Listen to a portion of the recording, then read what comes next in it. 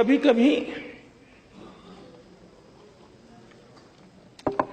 सदन को रोकने के संबंध में या हो हल्ला कर करके काम में रुकावटें करने से एक सार्वजनिक चर्चा होती है, ये होती है कि हम लोग कहेंगे देखो सरकार को काम नहीं करने देते, वो कहेंगे कि देखो सरकार हमको सुनती नहीं है।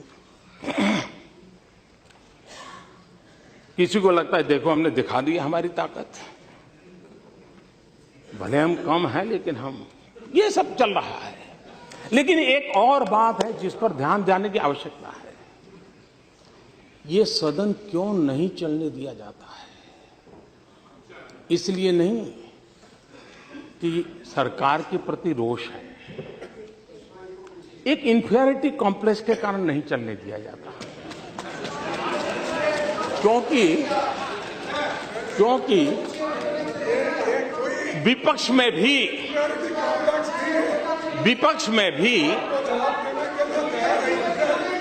में भी ऐसे होनहार सांसद है, ऐसे तेजस्वी सांसद है, और मैं मानता हूं उनको सुनना, उनके विचार अपने आप में एक बहुत बड़ी एसेट है। लेकिन अगर सदन चलेगा तो उनको बोलने का अवसर मिलेगा, अगर वो बोलेंगे तो बहुत उनकी जय जयकार होगी, तब हमारा क्या होगा ये चिंता सता रही है। ये इंफीरियरिटी है कि विपक्ष के सामर्थ्यवान सांसद न बोल पाए, विपक्ष के सामर्थ्यवान सांसदों की प्रतिभा का परिचय देश को न हो, इसलिए ये सरकार को रोकने वाली बात तो अपनी जगह पे है, लेकिन विपक्ष में कोई ताकतवर बनना नहीं चाहिए, कोई होनहार दिखना नहीं चाहिए। इस इंफीरियरिटी कॉम्प्लेक्स का परिणाम है। इसलिए बहुत, अब जैसे इस बार संसद चला तो मैंने देखा कितने तेजस्वी लोग हैं हमारे पास, कितने शानदार विचार रखते हैं जी। पिछले 2 सदन में उनका कोई लाभ ही नहीं मिला, और इसलिए ये मैं समझता हूं कि बहुत आवश्यक है। और मैं देख रहा हूं कि बहुत स्टडी करके आते हैं हमारे विपक्ष के भी, छोटे छोटे दल के सदस्य हैं, 4 मेंबर होंगे, 3 मेंबर होंगे, और कुछ लोग मनोरंजन भी करवाते हैं।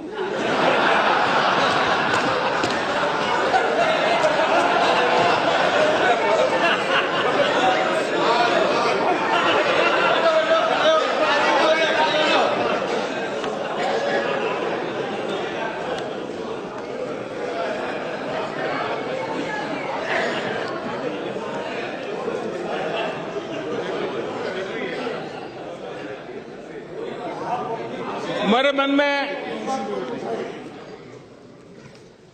जब मैं कुछ पढ़ता रहता हूं तो कुछ बातें अच्छी लगती हैं। हम लोग किसी की मजाक नहीं उड़ानी चाहिए। मेक इन इंडिया की मजाक उड़ा रहे हैं ना, मेक इन इंडिया की मजाक उड़ा रहे हैं।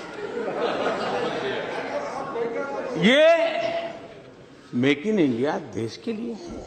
हाँ, सफल नहीं हुआ तो सफल होने के लिए क्या करना चाहिए, सफल होने में क्या कमियां हैं उसकी चर्चा होनी चाहिए। लेकिन मैं एक बात कहना चाहता हूं, और मुझे लगता है जाने ऐसा क्यों है कि हम लोग अपने देश की इमेज ऐसे बनाते हैं जैसे हम भीख का कटोरा लेकर के निकले हो, और जब हम खुद ऐसा कहते हैं तो दूसरे लोग यही बात और ज्यादा चीख करके कहते हैं और ज्यादा मजबूती से कहते हैं। ये मैं नहीं कह रहा हूं, श्रीमती इंदिरा गांधी कह रही है। ये 1974 में इंद्रप्रस्थ कॉलेज में आपने, इंदिरा जी ने ये भाषण किया था, और इसलिए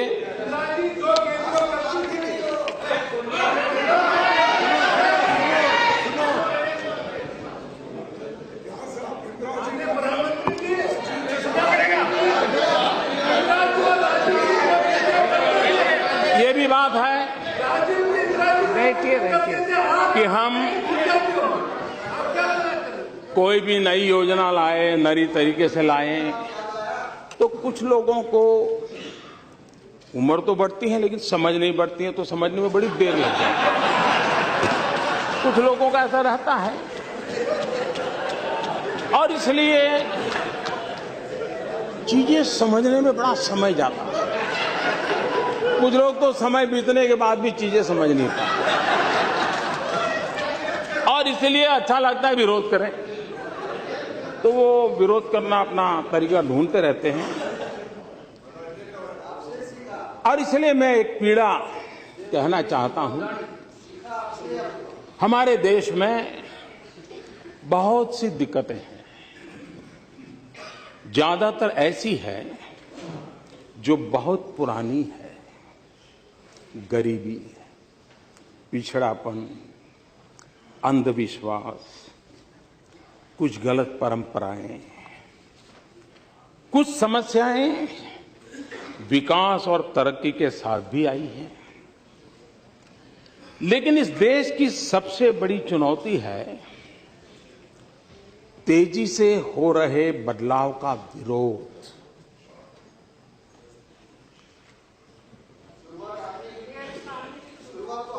ये विरोध पढ़े लिखा तबका भी बहुत मुखर तरीके से करता है। जैसे ही कोई खास काम आगे बढ़ता है, 100 कारण बताए जाने लगते हैं कि ये काम क्यों नहीं करना चाहिए। मुझे लगता है कि एक मजबूत और ऊंची दीवार ने हम सबको चारों तरफ से घेर के रखा है। कितनी सटीक बात है। ये 1968 में इंदिरा गांधी ने कही थी।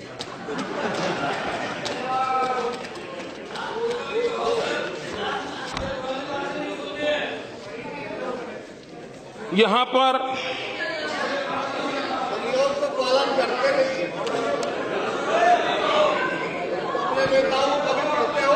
पर कोई भी बात आई तो ये कहा जाता है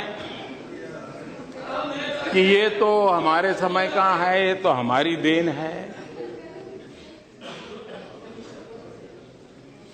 कुछ बातें ऐसी हैं जो आप ही की तो देन है। अब हमने एक अभियान चलाया स्कूलों में टॉयलेट बनाने का। अब आपकी बात सही है कि मोदी जी, अगर हमने हमारे कार्यकाल में सभी स्कूलों में टॉयलेट बना दिए होते तो तुम क्या करते? ये तो हमने नहीं बनाए, इसलिए तुमने 4 लाख बनाए। ये आप ही की तो देन है।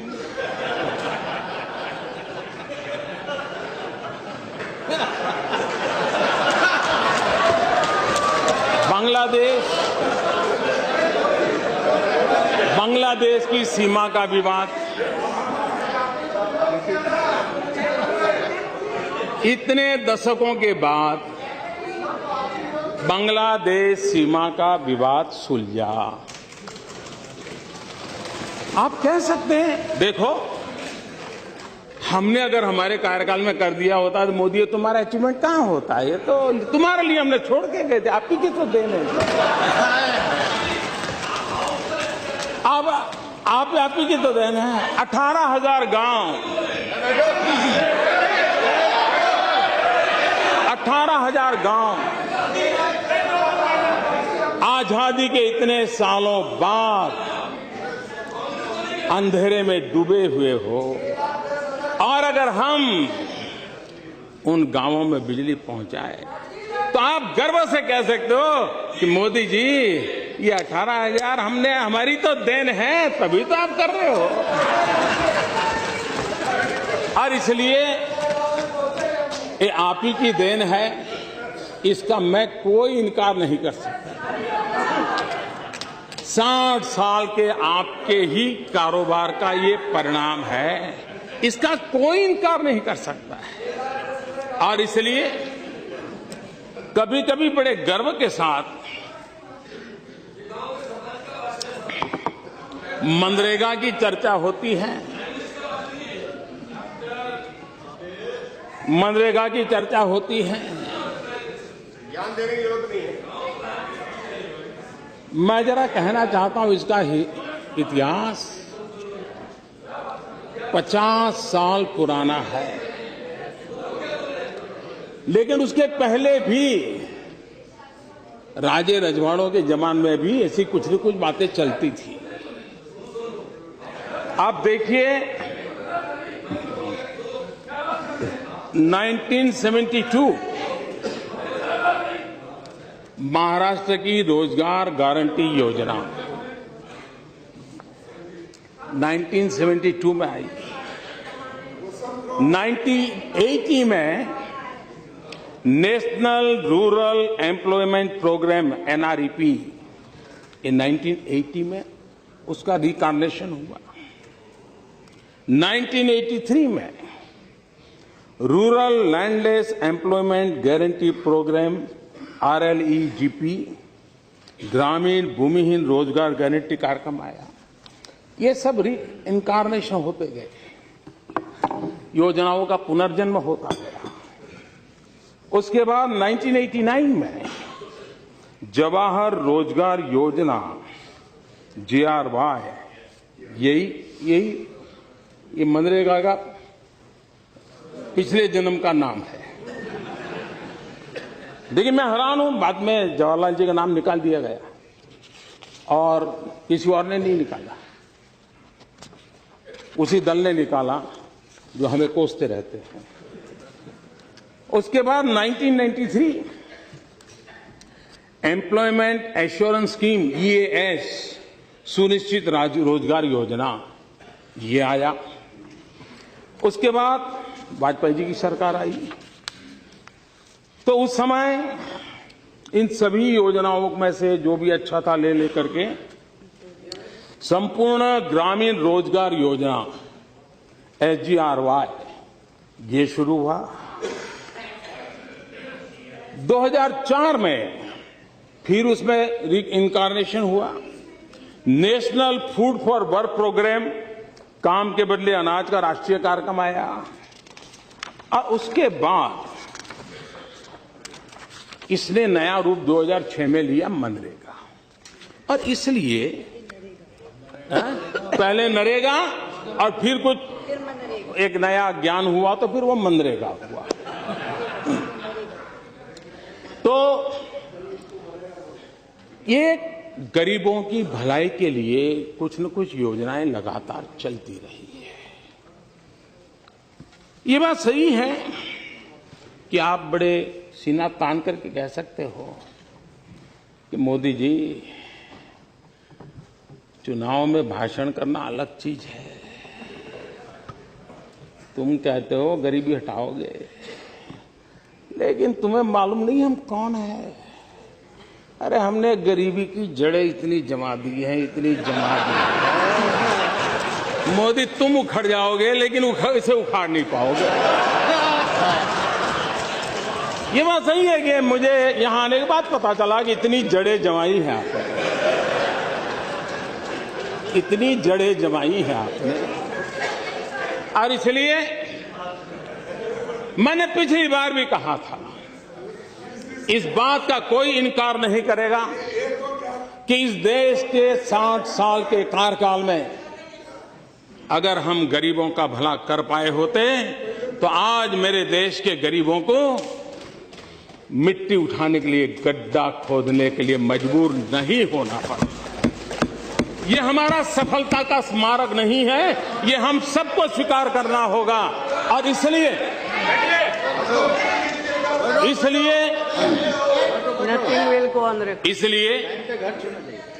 ये हमारा दायित्व भी बनता है कि ये जो क्रमिक विकास चला है इस योजना का, उसको और अच्छी बनाए और उस जिम्मेवारी को निभाने का हम प्रयास कर रहे हैं। लेकिन ये बात स्वीकार करनी होगी कि हम उस हालत पर देश को लाए हैं, इवन स्किल लेबर को भी अनस्किल होने में मजा आने लगा है। और इसलिए मैं जब कहता हूं कि हमारी विफलताओं का स्मारक है, इसका मतलब यही है कि गरीबी न होती तो इस नरेगा या मनरेगा की जरूरत नहीं होती। लेकिन ये सच्चाई है और मैंने आकर के देखा